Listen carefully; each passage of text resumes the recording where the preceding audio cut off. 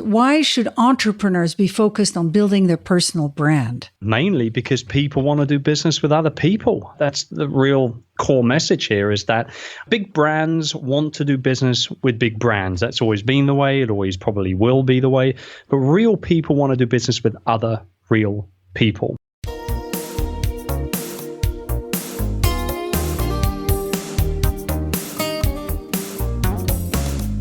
Welcome to the Excellent International Leadership Podcast. Your host today works with the world's leading experts on international leadership, helping them find purpose and implement their vision. She's a master certified coach and facilitates a mastermind for CEOs of international companies. She's the author of 3 books and works with Nestle, Novartis, and even the United Nations. She's especially good at helping executives fast track to the C-suite. Welcome, Dr. Katrina Bruce. I'm your host, Katrina Bruce, and today it's a very special guest that I like very much, Mr. Chris Ducker. Chris Ducker is a serial entrepreneur, a keynote speaker, and author of the bestseller called Virtual Freedom. He's from the UK, and he has lived in the Philippines the past 15 years, where he hosted the annual Tropical Think Tank Mastermind event. I've been there. It was awesome. And he also founded several businesses which combined entailed 450 people, full-time employees. He's also a popular business blogger, a podcaster at chrisducker.com, and the founder of the personal branding business called Youpreneur.com. I'm very excited today to be interviewing Chris Ducker. Chris, welcome.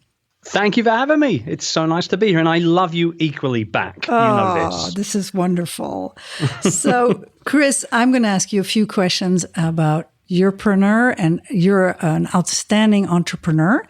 So tell me a little bit, why should entrepreneurs be focused on building their personal brand?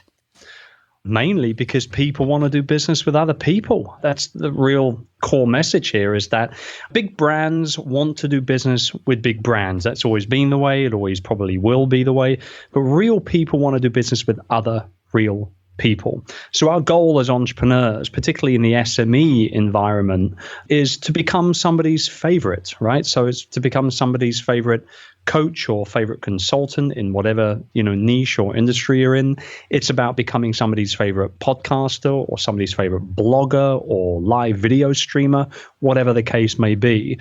And you build that personal brand because of the relationships that you create with your prospective customers and your existing customers and everything that comes along with that. I mean, for me, honestly, the way I look at my personal brand is I look at it as being what people say about me, what they think about me, what they talk about me when I'm not around, right? So if I'm not at that coffee meeting, or if I'm not at that dinner party, or at that conference, or that networking breakfast, or whatever it is, if I'm not there, how are people going to talk about me? What are they going to say about Chris?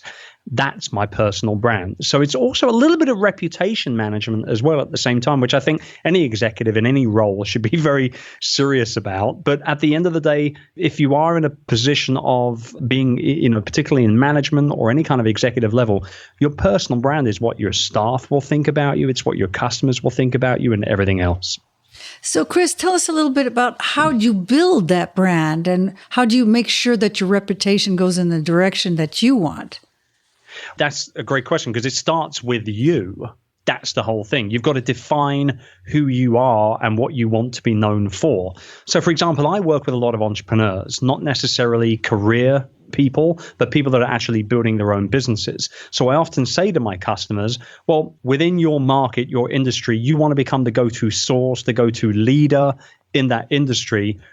How are you going to do that? What do you want to be known for specifically in that industry? So, for example, we might work with a health and wellness coach that wants to be known for helping people overcome chronic fatigue, illness or something along those lines. What are they going to do to build that brand? Well, they're going to define who they are first and foremost and figure out exactly who they are, what their experience is like, what their personality is like, and then how that makes them unique to the other health and fitness or wellness coaches out there that are helping people with chronic fatigue issues in the industry, right? So what makes you unique? How are you going to stand out? Because it's not enough anymore to just be better than the next person. We've got to be different to the next person. Sally Hogshead says this perfectly: being different is better than being better. And I could not agree with her more. So that's where it really starts, is figuring out what your strengths are, what makes you unique,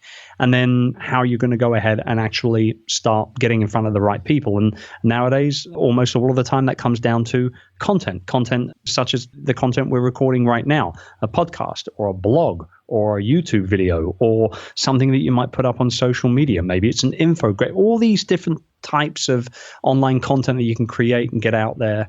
That's obviously how you start to build that brand and create that awareness around you and your expertise. So it's being known, it's being appreciated, it's being different, and it's being better and different. But you know what? More than anything else, and all those things are 100% right. There's nothing wrong with all of them. They're great things to be. But the one thing you must be is loved. And I don't throw that word out sporadically here. The old adage of know, like, and trust, you've probably heard that. You've got to be known, like, you've got to know somebody, like them, and trust them to do business with them or to get into a relationship with them. That's not true anymore. I will call BS on that. I don't agree with that anymore, because it takes more nowadays in the very noisy, complicated, complex world that we live in, particularly as online as we all are and connected as we all are. It's more than just know, like, and trust. Now it's know, love, and trust. So it's our role as personal brand entrepreneurs, or as Youpreneurs, as I call ourselves. It's our role as Youpreneurs to become somebody's favorite. And it doesn't matter what that favorite thing is. You've just got to become somebody's favorite. Have them fall in love with you, what you're about, what you stand for, how you help people, the problems you solve, the solutions to those problems, and all the rest of it. So it's all about being loved as well as being different and better. How is being loved and having a groupie similar or different? They're one and the same ultimately, but the only difference between somebody loving your blog, for example, and then somebody really falling in love with you is they go from reading that blog, maybe on a sporadic basis, maybe they subscribe and they get emails every time you might post a new blog post, but then all of a sudden, based on the feedback that you get from that person and the rest of the people within your online community, you discover, well, I can actually provide a pretty good solution to this one specific problem that a lot of them seem to be experiencing. So you create a product, or you put on a live event, or you come out with a service that solves that problem. And it goes from then being just a blog reader or a subscriber to a customer. And once they're a customer, you know that they really get you. I often say that your vibe will attract your tribe, right? It's a little American sounding and everything. I like it's a little it, though. kind of, yeah. but it works, right? I mean, it shows you exactly what it's all about. We've got to market like a magnet. So you attract the right people to you and your vibe and what you stand for and who you and how you're going to help them. But then at the exact same time, you're repelling the wrong people away. We don't need the people that are going to go 29 days in a 30-day refund period and ask for a refund. They're not our kind of people. Our kind of people that are going to go way past that 30-day refund period, take action on whatever product they buy, and actually see the fruits of that labor. So, it's a journey. And that's one of the reasons why I love doing what I do and doing who I do it for with my fellow Youpreneurs like yourself that are sincerely taking action. They're reaping the fruits of that labor and seeing the benefits of taking all that action and making moves and opportunities and all the rest of it. That's why I love doing what I do, because it's a non-stop, ever evolving journey that you, as the Youpreneur, are 100% in control of. Mm-hmm. So you help people, you find solutions for them, you attract the people that want to do something and put it into action. Absolutely. It's all about taking action. And developing a long-term relationship. Absolutely. So many listeners will want to know, how do you monetize brands? Well, I mean, you kind of do exactly what I've just talked about a little bit. You listen to your customer base, you find out where their pain points are, and then you start developing solutions to those pains, to those problems. Now, here's the thing. At first, you'll start creating content, right? So you'll be blogging and podcasting and all this sort of fun stuff. And when you start out doing that, when you get going doing that, what will happen is you're instinctively creating the type of content that you think, that's the key word here, that you think people want from you or need from you. But then as time goes by and a whole lot of people consume that content, maybe they share it. We definitely want them to share it, right? To get that viral effect. But as time goes by, relationships will be formed and they'll start opening up. They'll start telling you about their problems and their situations and their circumstances. And at this point, it allows you then to be able to take that information that you gain. And there's nothing sleazy about this. This is life. This is business 101. You find out what people need and you provide a solution to that need. And if you do it well enough, you get the ability to put a price tag on it. And so once you do that, you take that relationship from consumer into then customer, and that's when you actually start to monetize. So it could be through coaching services or consulting services. That's kind of like the lowest hanging fruit of any Youpreneur out there, because ultimately they're trading their time for dollars. People will be happy to pay to access your data vault of experience, right? Yep. So that's the lowest hanging fruit. And then you've got things like online courses, maybe a book or two, live events, mastermind events, maybe workshops, webinars that you can charge for. There's a lot of different ways that you can monetize your personal brand and your experience. You've written a book called Virtual Freedom. How has that helped you in developing your brand? Oh, it's been everything. Everything, literally. I mean, I would not be the entrepreneur that I am now, particularly the personal brand entrepreneur, if I hadn't have experienced everything that I went through to get to the point of writing that book. And we're talking about my burnout and having to remove myself from my business and hiring all these people to help kind of do that. But also since the book came out, you see, when you write a book, it's like a $20 business card. It's printed proof that you are an expert in your particular industry, in your niche, in your market, in your space. And so I believe books, for the personal brand entrepreneur, having a book is without a doubt probably one of the best positioning strategies that you can have. If you don't have a book and you want to be seen as a leader in whatever market, for whatever field, you must author a book. And now you can self-publish. You don't have to get a big publishing deal and everything. There's really no excuse not to have a book with your name on it.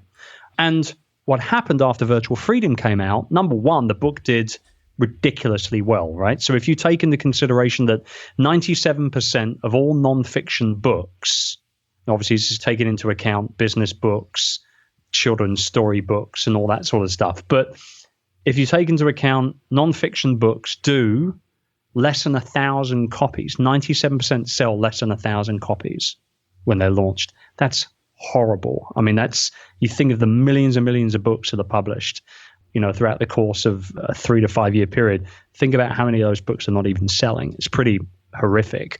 But we did incredibly well with Virtual Freedom. I think we're now up to 60,000 odd copies sold. Wow. We've got 850 plus 5-star reviews on Amazon. And every time I say this next sentence, I cringe a little bit because it's like I'm almost inviting it. But we have still, after 3.5 years of that book coming out, still not had a 1-star review on Amazon. Wow, good for you. Which is almost, I know. And every time I say it, I celebrate it, but I'm also a little scared because there might be someone out there listening saying, all right, I'm going to get you, Ducker. This is it. No, you've done the proof of time. So I think that's great. And it's a good book. Well, thank you.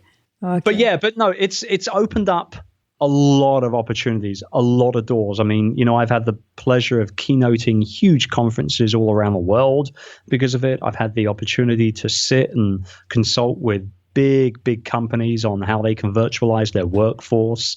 I mean, if you'd have asked me 5-6 years ago if I was going to be getting paid multiple 5 figures to be able to consult with companies just for a day, I wouldn't have agreed with you. Even with all my success as an entrepreneur, I wouldn't have agreed with you. But it just goes to show you what the power of a personal brand can actually bring your way. But you also developed a Youpreneur community. So where did you get the idea of developing that community, and what inspired you to start it? For the longest time, I think since about 2011 or so, I have been running roundtable mastermind events whenever I travel. So like I said, I'm blessed to keynote and speak at a lot of events. So when I'm at a certain city, I'll hold a roundtable discussion event. And usually there's no more than 10 people at the table. At first, I would charge very little. Now I charge a lot more. But the premise here is to ultimately get like-minded people around the table for an entire day where everybody gets a little bit of a hot seat time, and they can talk about their struggles, their ideas, their concepts for, different things that they want to launch within their industry, within their business, et cetera, et cetera, et cetera. And the whole premise is that when you surround yourself with other like-minded people, decisions around all those things become a lot easier to be made and gotten to. And so I would hold these events probably 6-7 times a year as I traveled around the world speaking. And there was 2 things that came out of them every single time for a few years. And that was, number one, nobody at that table had a monopoly on good ideas. Nobody. And I don't care how great you are, how massive a success you are. I mean, you could put Sir Richard Branson, Elon Musk, Warren Buffett, you could put all these hugely successful people at one table. One of them at some point throughout the course of the day will drop a value bomb on somebody else at the table, and that person will start scribbling down notes and ideas like it's their job.